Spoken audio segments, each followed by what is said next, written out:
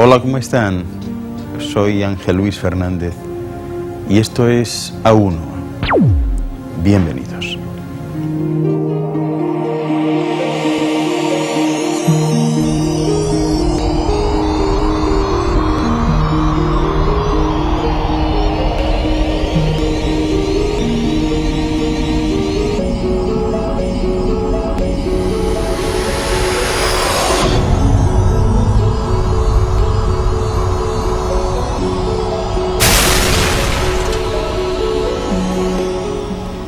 A1 es un programa de investigación y de búsqueda de la verdad perdida, de desvelar misterios y enigmas, de descubrir los secretos y recuerdos del futuro. Fíjense, la sábana de Turín, también conocida como la síndone de Turín, o también como la sábana santa, junto con el santo sudario que se encuentra en la Catedral de Oviedo, en el Principado de Asturias, en España, pues son telas de lino que muestran la imagen en negativo fotográfico de un hombre que presenta marcas y traumas físicos propios de una crucifixión, junto a otros totalmente atípicos, pero eso sí, acordes con los hechos relatados en la Pasión. Pues bien, las opiniones sobre la sábana y el sudario son diversas. Algunos afirman que cubrieron a Jesús de Nazaret en el sepulcro y que durante su resurrección su efigie quedó grabada en negativo de algún modo, ¿verdad?, en aquellas fibras. Mientras que otros argumentan que el sudario pues es un fraude o una falsificación medieval. El caso es que el origen de este sudario y de la sábana y sus imágenes pues es todavía fuente de intenso debate entre los científicos, los creyentes, algunos historiadores y otros escritores, ¿verdad? Hoy les hablaré de ellos, de la sábana santa y del sudario de Jesús.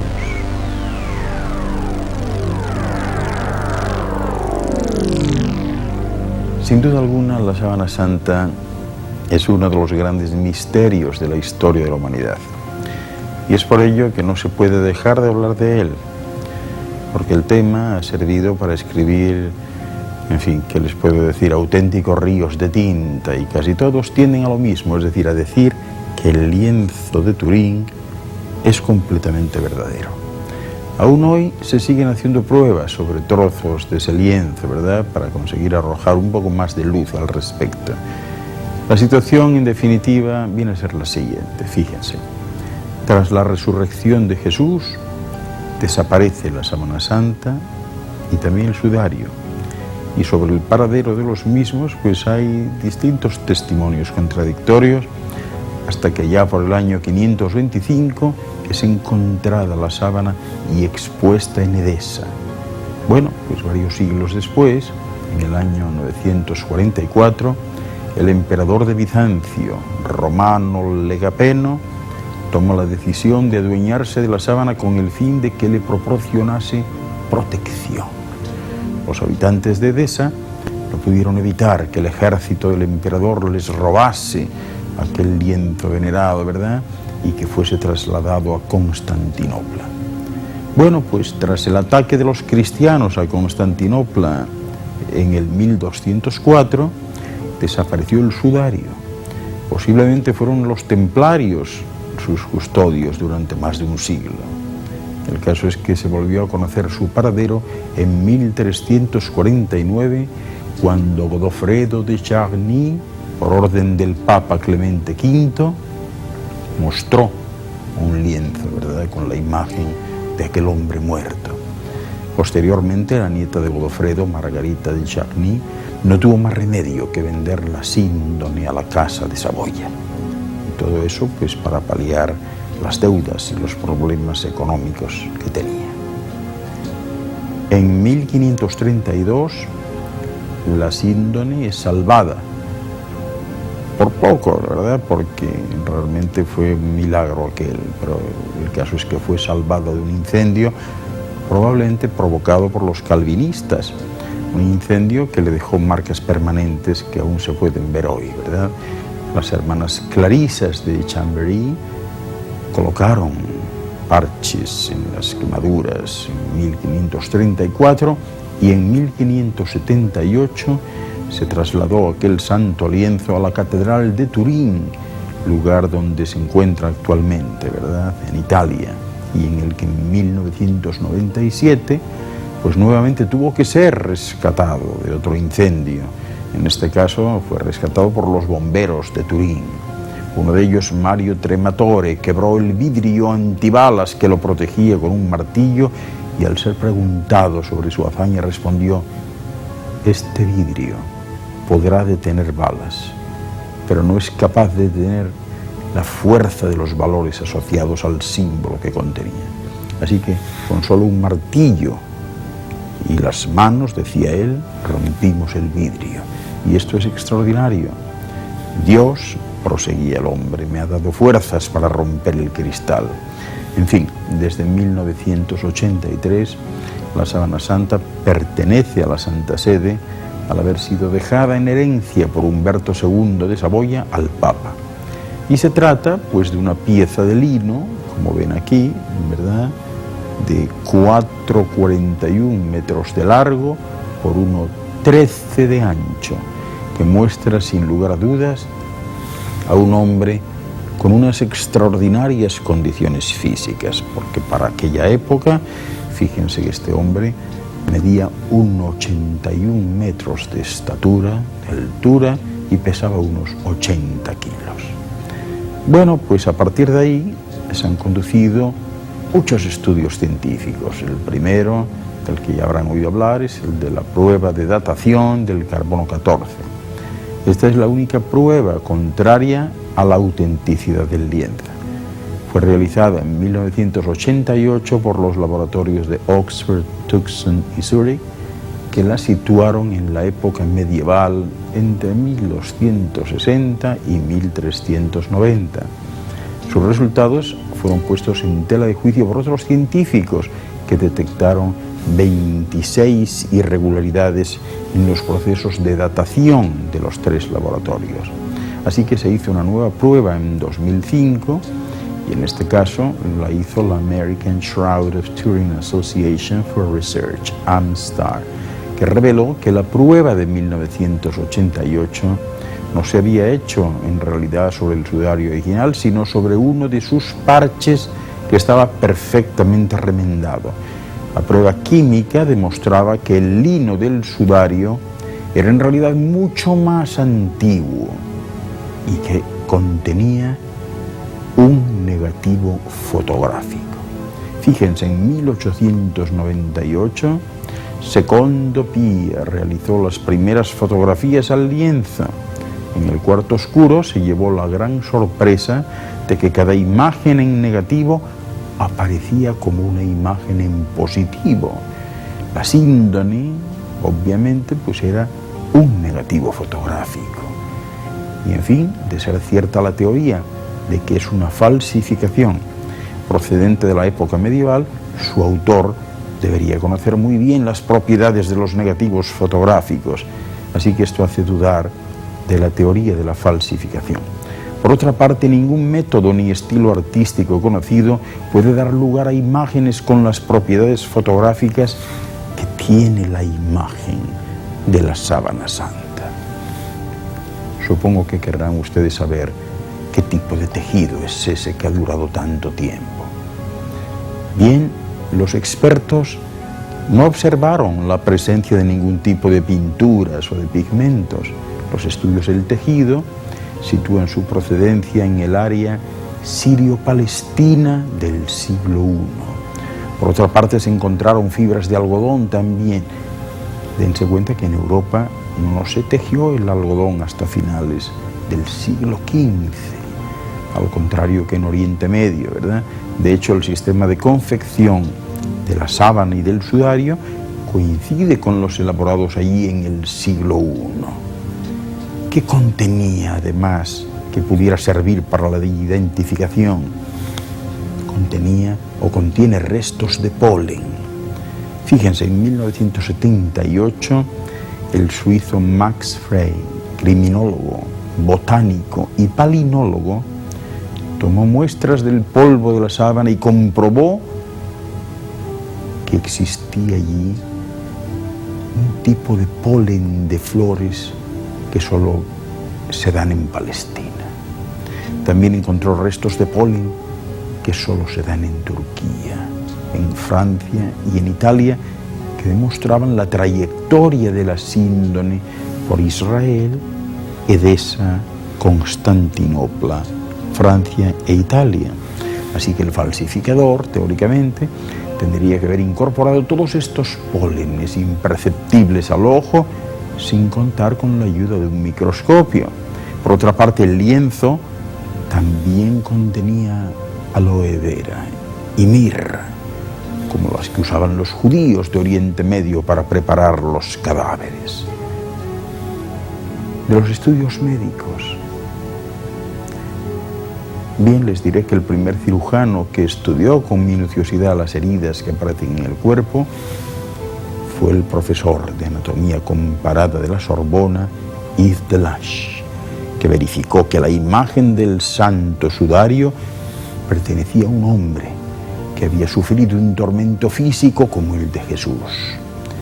Y desde aquí muchos médicos han confirmado estos hallazgos y han afirmado que la representación de las heridas es anatómicamente perfecta y presenta detalles que se desconocían en la época medieval. El hecho es que este tejido envolvió un cadáver durante 30 o 36 horas.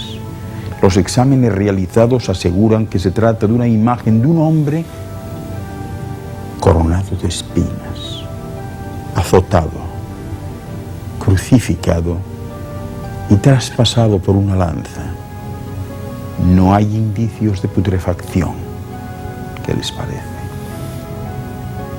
Esto también aparece de alguna manera en el arte típico de la Edad Media, porque la iconografía de los siglos XIII, XIV y XV, que se asemejaba poco a la realidad anatómica, denota además que los artistas desconocían con exactitud los métodos de flagelación y de crucifixión del siglo I que sí aparecen reflejados en la sábana.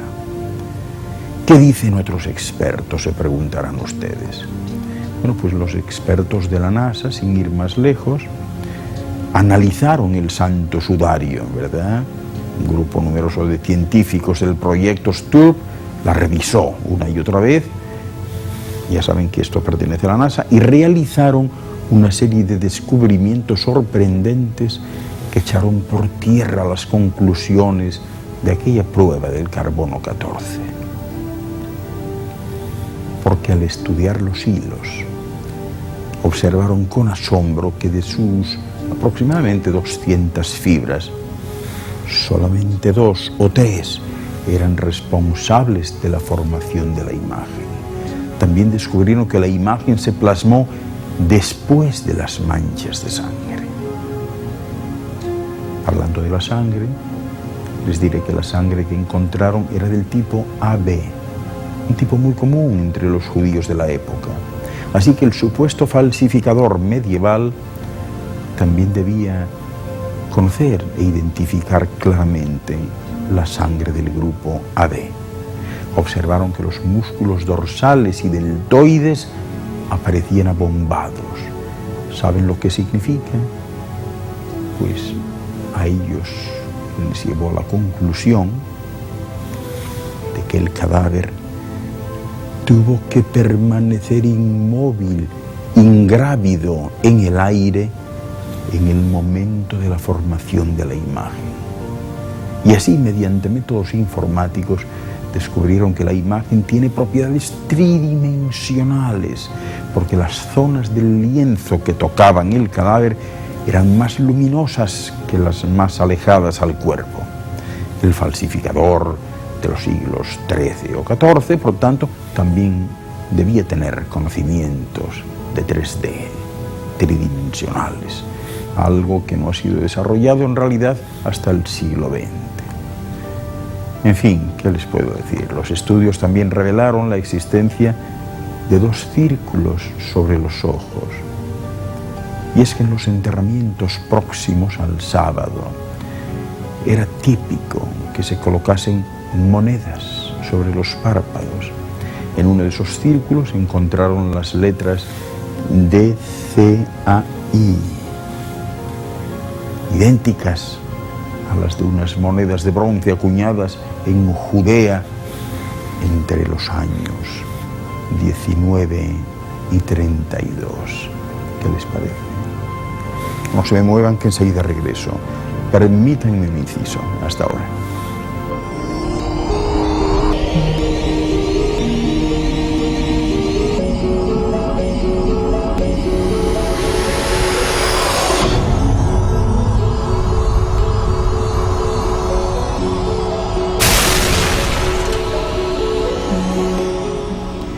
A estas alturas ya estarán ustedes planteándose seguramente si se trató de una radiación o de una deshidratación o algo así.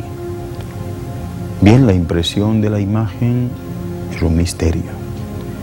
Se podría deber a una radiación desconocida o a una deshidratación que duró poco, centésimas de segundo. Por lo menos eso es lo que manifestaron los científicos del proyecto STURP de la NASA, tras advertir que las hebras del hilo no estaban quemadas. En todo caso, podría proceder del cuerpo de Cristo en el momento en el que va a resucitar. Después de todos estos hallazgos, creer que la sábana santa de Turín es una falsificación resulta verdaderamente inverosímil.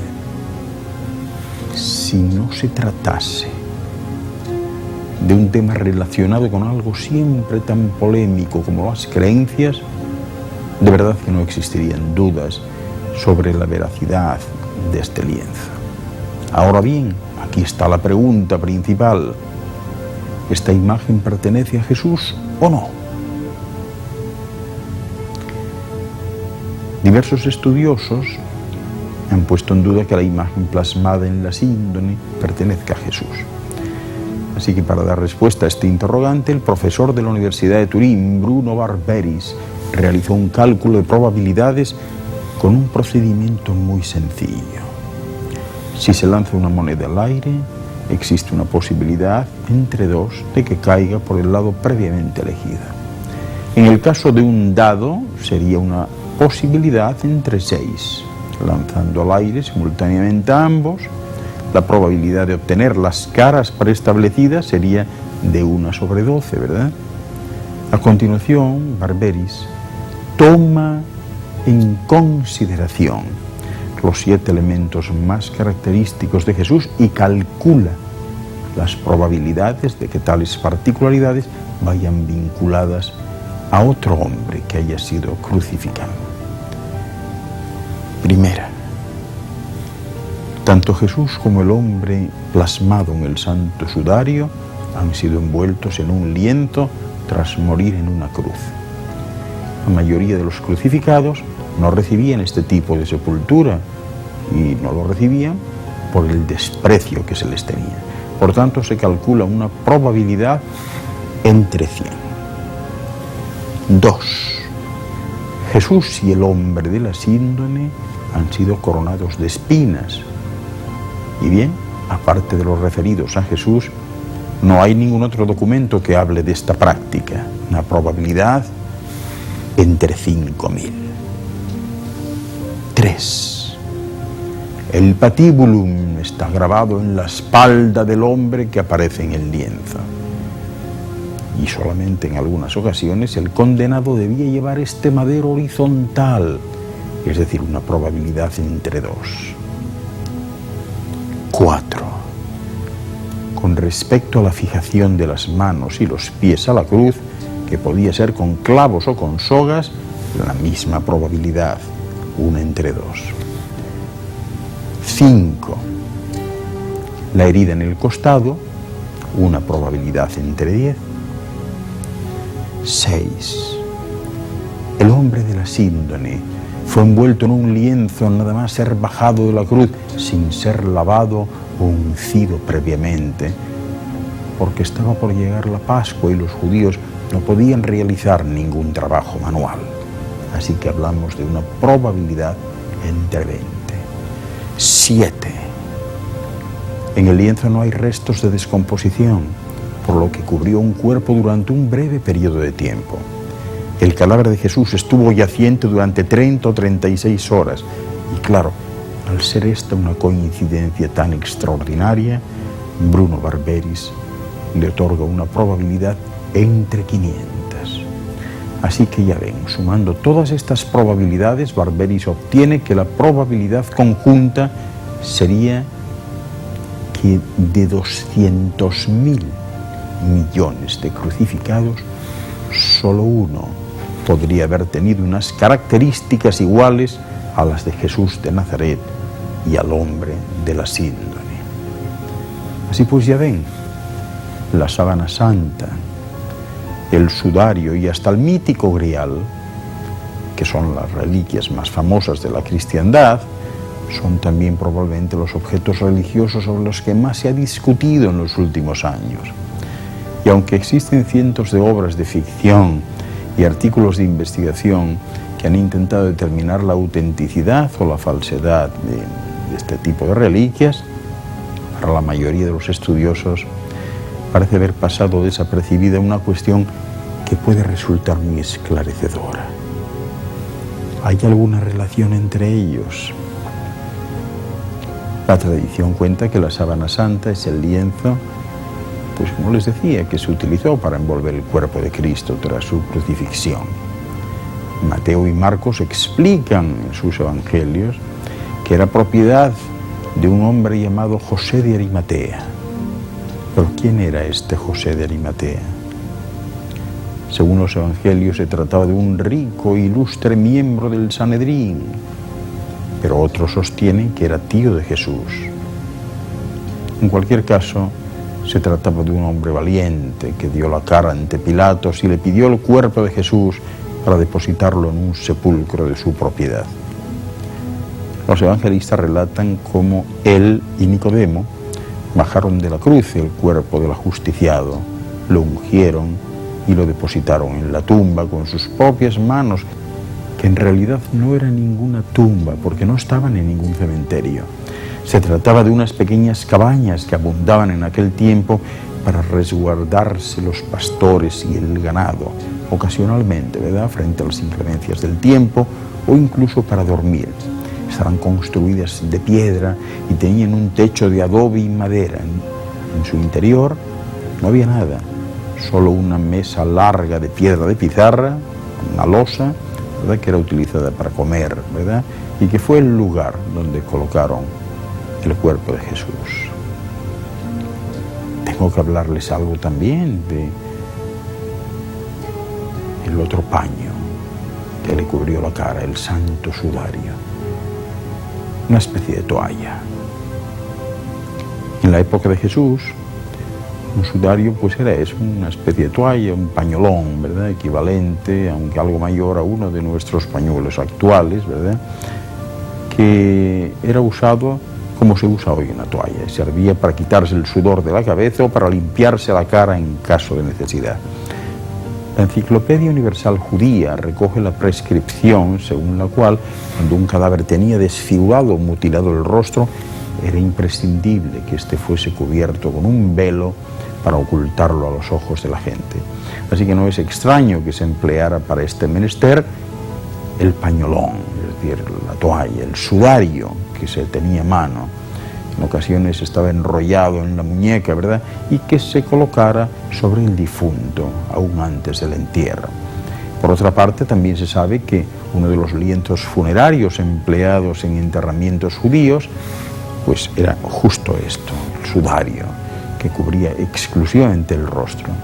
Por cierto que San Juan, en su Evangelio, menciona en 2 ocasiones un sudario sobre la cabeza de un cadáver.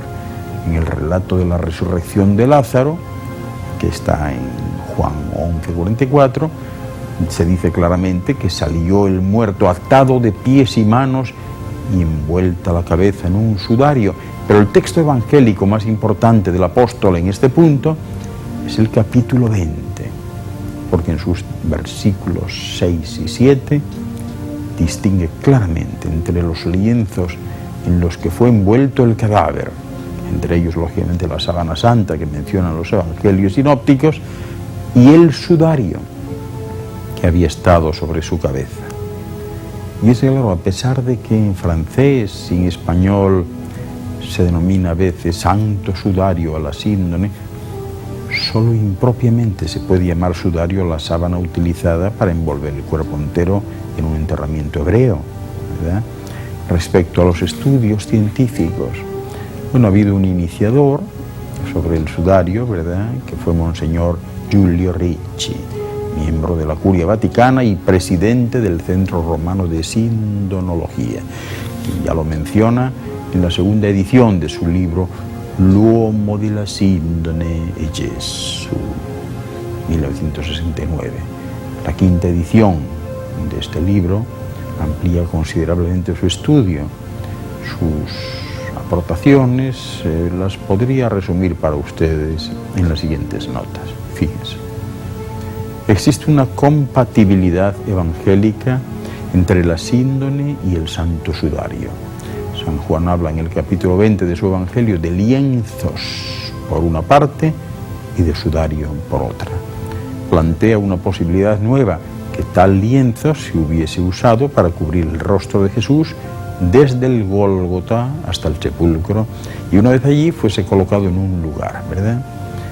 También aparece un estudio geométrico muy interesante de las manchas que se sitúan sobre el santo sudario.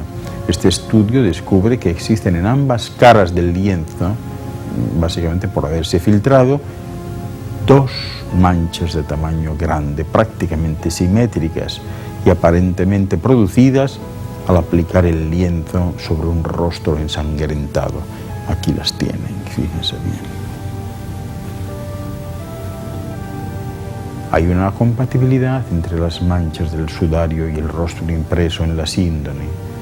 Se comprueba que esta posibilidad existe y la compatibilidad es muy buena y hay muchísimos detalles que coinciden. Por su parte, a instancia de Ricci, el eminente palinólogo suizo, profesor Max Frey, realizó un informe pericial tras su visita al Oviedo, en Asturias, a la Catedral de Oviedo, en 1979. Allí Frey encontró polen de 6 especies de plantas coincidentes con las halladas sobre la síndone, sobre la sábana santa. 2 de ellas características de Palestina en aquella época. Hay otros restos palinológicos, ¿verdad?, que se identificaron como procedentes de plantas del norte de África, plantas que no existen en la síndone, y observó la ausencia de especies de la zona de Turquía y del resto de Europa, que por otra parte son muy abundantes en el lienzo de Turín. Bueno, pues en 1985 el doctor Bay Mabolone realizó un estudio fotográfico. Fíjense, 180 fotos en aquella época con luz normal y 144 con una película especial infrarroja. Se tomaron nuevas muestras con cintas adhesivas, especialmente de zonas manchadas, y se sacaron 7 cabos de hilo pequeños del interior de las manchas y 12 de los salientes de la tela para realizar un análisis hematológico. Así determinó que el grupo sanguíneo era el AB.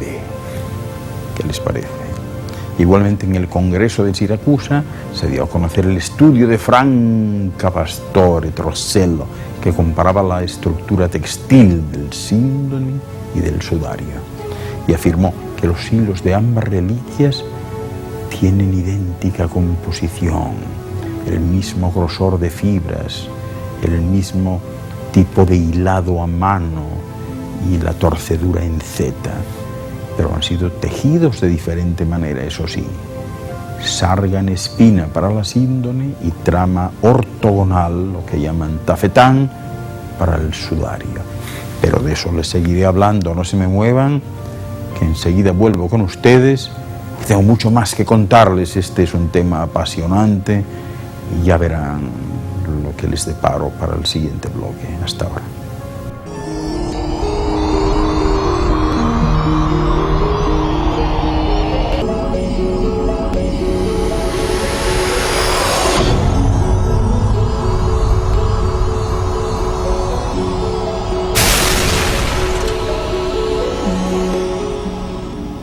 Así que después de lo que les acabo de exponer, pues es tiempo de extraer algunas conclusiones. Fíjense,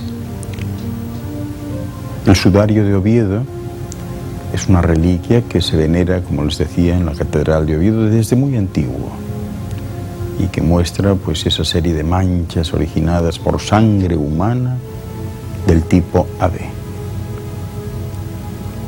Este lienzo está sucio, está arrugado, parcialmente roto y quemado, y está manchado, y además tiene un nivel bastante elevado de contaminación, pero eso sí, no muestra signos de manipulación fraudulenta.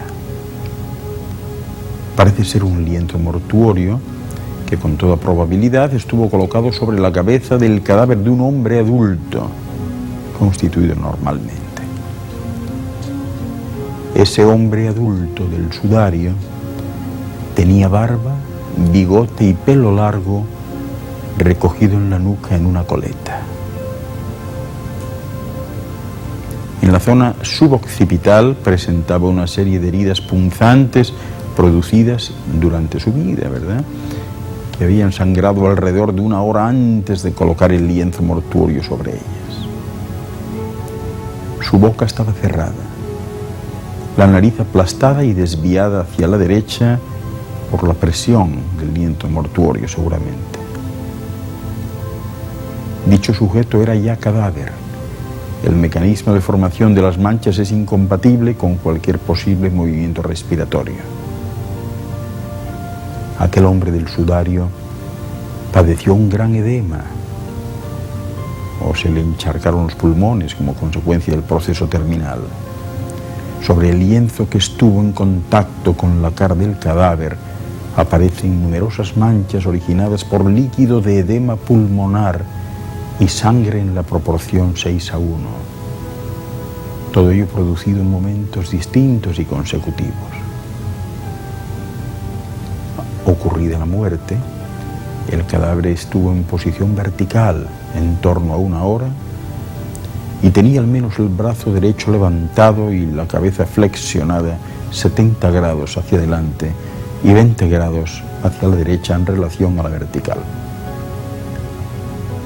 Posteriormente, sin alterar la posición de los brazos, fue colocado en decúbito prono lateral derecho, manteniendo el giro de la cabeza 20 grados a la derecha y colocando esta a 115 grados respecto a la vertical. Eso sí, con la frente apoyada sobre una superficie dura, posición en la que se le mantuvo alrededor de 45 minutos. Posteriormente, el cadáver fue movilizado al tiempo que una mano ajena, en diversas posiciones, trataba de contener la salida del líquido serohemático por la nariz. Por último, fue colocado en decúbito supino, es decir, teniendo en cuenta todo lo anterior y de acuerdo con los experimentos hechos en la Facultad de Medicina de Madrid, se puede establecer la siguiente hipótesis contrastada. El hombre del sudario de Oviedo murió torturado tras desarrollar un importante edema de pulmón agudo. Todo ello como consecuencia de estar colgado en posición vertical, cabeza inclinada hacia adelante y sujeto por los brazos de tal manera que la sujeción permitía el juego de la articulación del codo y los pies, ¿verdad?, colocados de forma que le resultaba muy difícil apoyarse en ellos para respirar, pero sin embargo parece que podía hacerlo. Es decir, no tenía los pies colgando. Hubiera muerto rápidamente y no le hubiera dado tiempo a generar tanto líquido como consecuencia de los esfuerzos para respirar, pero tampoco podía apoyarse en ellos cómodamente porque entonces no le hubiera costado tantísimo esfuerzo el hecho de respirar.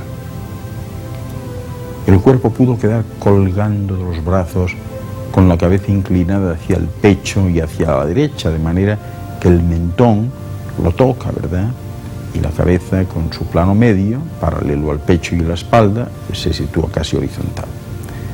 En esta postura, la mejilla derecha queda casi tangente al hombro derecho. Muy poco después, al rato de morir, Se le colocó el lienzo de Oviedo rodeando la cabeza de la siguiente manera. Se comenzó a colocar por la parte posterior de la cabeza, donde se observan unas heridas puntiformes con sangre que debió manar abundantemente durante 1 hora más o menos, cuando todavía estaba vivo el hombre del sudario, y enjuagando la sangre existente. Se sujetó el pelo largo, siguiendo una especie de coleta, ¿verdad? Y se hizo con unos elementos punzantes parecidos a los actuales alfileres, pero de mayor diámetro. A continuación, el lienzo envolvió todo el lado izquierdo del rostro. La barba llegó hasta el lado derecho. Dada la posición de las manchas que define la posición de la cabeza, al llegar a entroncar con la mejilla derecha, se dobló el lienzo sobre sí mismo y se unió con los elementos punzantes antes mencionados a la barba. El lienzo, así vuelto, pues pasa doble por delante de la cara, ¿verdad? La parte que sobra se recoge, es doblado en 3 sobre la parte izquierda de la cara, completándose la operación con los alfileres, o lo que fuese, ¿verdad?, cerrándose finalmente sobre la cabeza hacia atrás. Esta postura necesita, para ser estable, que el brazo derecho esté elevado de manera que casi se pueda apoyar la mejilla derecha en la cara anterior del hombro, porque si no es así, quedaría el lienzo en una posición inestable y absurda. Digo absurda porque si no hay brazo que lo impida, la propia postura demanda que el lienzo hubiera estado rodeando la cabeza completamente y no solo la parte izquierda. A continuación, el cadáver fue colocado en decúbito prono, lateral derecho, durante unos 45 minutos y posteriormente levantado boca arriba. Y al moverlo y elevar los pies por encima del plano de la nariz y la boca, se produjo una efusión de sangre que se intentó detener por alguna persona presente, presionando con fuerza ambos orificios con su mano izquierda, eso sí, por encima del lienzo. El cadáver fue transportado a algún lugar cercano. Posiblemente el trayecto no duró muchos minutos y allí el lienzo permaneció rodeando la cabeza del cadáver. Por último, este fue vuelto a mover una vez más y cuando finalizó esta última operación, el que es conocido como sudario de Oviedo le fue retirado del rostro y después muy posiblemente volvería a ser depositado sobre la cabeza ya amortajada. Enseguida regreso. No se imaginan lo que les voy a decir después. Hasta ahora.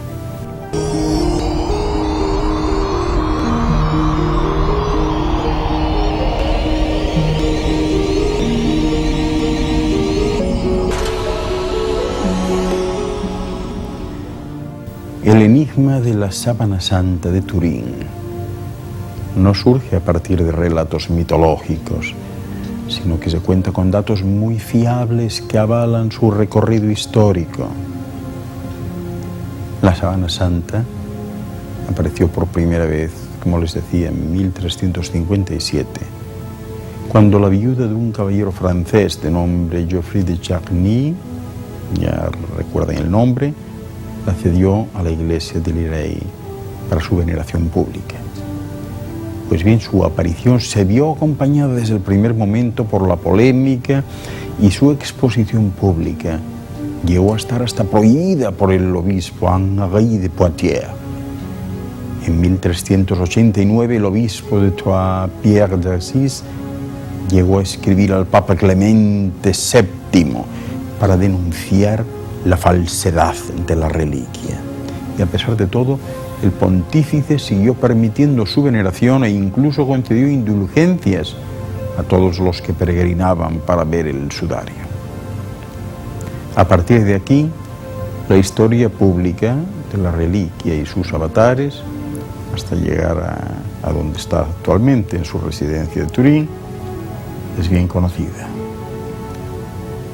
El primer lugar en el que se expone la Sábana Santa es una iglesia de Lirey, pueblo francés, que pertenece a la diócesis de Troyes, ciudad de la corte de Champagne, de la que a su vez habían surgido los fundadores de la Orden del Temple. Bien, el mismo lugar por cierto, que vio nacer a Chrétien de Troyes y a su Perceval, que daría origen a la leyenda del Santo Grial. Pero no es solo esto lo que liga la sábana santa con la orden del Temple. El propietario del lienzo en aquella época, Geoffrey de Chagny, cuya viuda se lo entregó a la iglesia de Livrey, nunca reveló la procedencia de la reliquia. Este dato, unido a la coincidencia de su nombre con el de un importante dirigente de la orden del Temple, parece sugerir que el sudario podría ser, en realidad, un legado templario.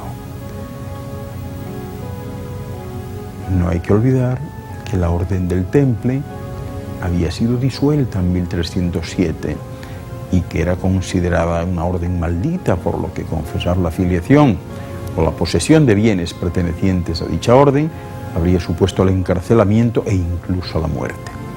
Hay datos históricos anteriores a los expuestos, ¿verdad?, que han sido más discutidos por los historiadores, pero que no resultan menos significativos. La historia más conocida, por cierto, es la que vincula la leyenda de Edesa, ¿verdad?, a la sábana santa. Según algunos autores, la imagen de Edesa, también llamada Mandilion, y el sudario son la misma cosa. El hecho de que el Mandilion sea descrito como un retrato del rostro de Cristo y no como una imagen del cuerpo entero, se explica porque el lienzo siempre estuvo plegado de manera que solo mostrara el rostro. De hecho, era conocido también con el nombre de tétradiplon, que significa doblado 4 veces. Y parece seguro que el Mandilion pasó de Edesa a Constantinopla después de que el ejército bizantino se apoderase de él, y que lo hiciese pues en una campaña contra la ciudad para después llevarlo solemnemente a Constantinopla el 16 de agosto del año 944. En 1203, un cruzado llamado Robert de Clary declaró haber visto en Constantinopla el sudario en el que Jesús de Nazaret fue envuelto, que según dijo, cada viernes era mostrado en público para su veneración.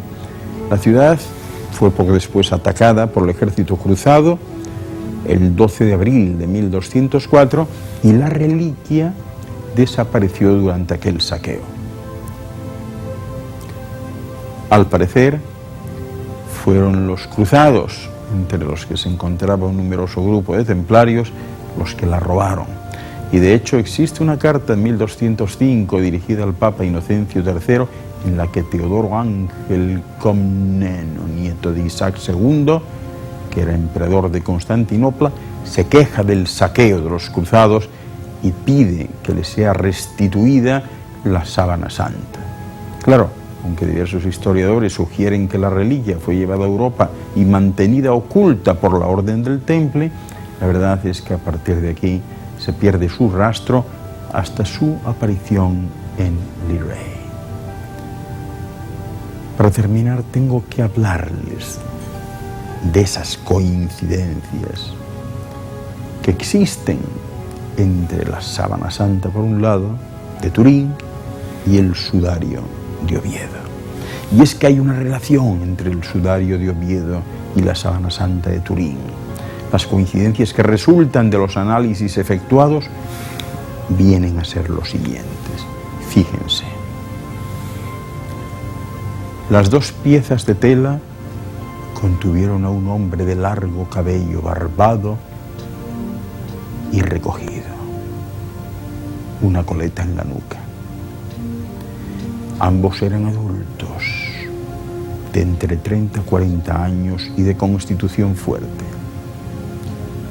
Ambos compartían el tipo sanguíneo AB, típico de la etnia judía en la zona israelita.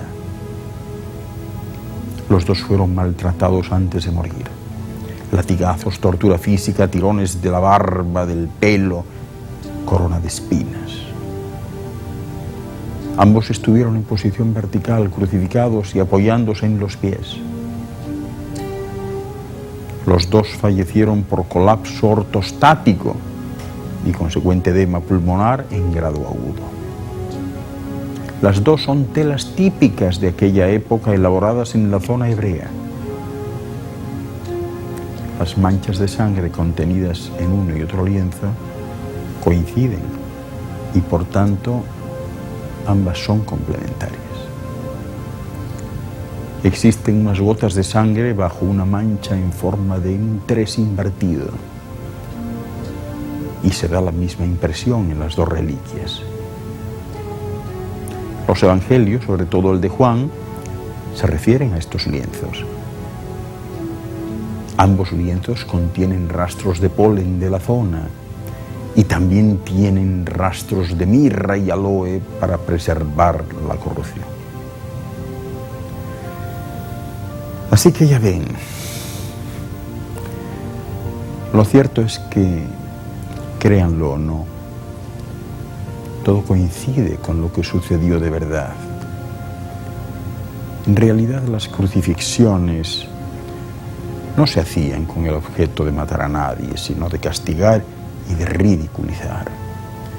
De hecho, eran pocos los que morían durante su ejecución y ciertamente, de veras, si les hubiesen preguntado a los reos qué preferían, la crucifixión o la muerte, créanme que la mayoría preferiría la muerte para evitar el ridículo, el descrédito y la vergüenza de seguir con vida, señalados por todos. En el caso de Jesús de Nazaret, fue bajado de la cruz, completamente magullado y malherido. Fue depositado en aquella cabaña de pastores de José de Arimatea y colocado en posición horizontal sobre la mesa de losa de pizarra. Poco después, sus asistentes estelares provocaron que su cuerpo comenzase a levitar. La tela de la sábana y del sudario colgaba por los lados. Levitó a 2 palmos de la mesa.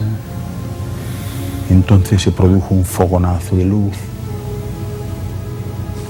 que pudiéramos decir que chamuscó, entre comillas, ambos tejidos. Y aquel cuerpo desapareció en unos instantes para aparecer poco después en un cuerpo de luz renovado, energetizado, que tenía el aspecto físico de cuando tenía 20 años. Cuando esto sucedió, estaba a punto de cumplir los 40.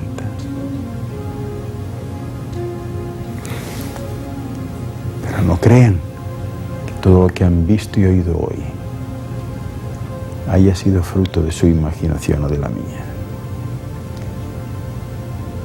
Soy Ángel Luis Fernández. Y esto ha sido Uno por Hoy.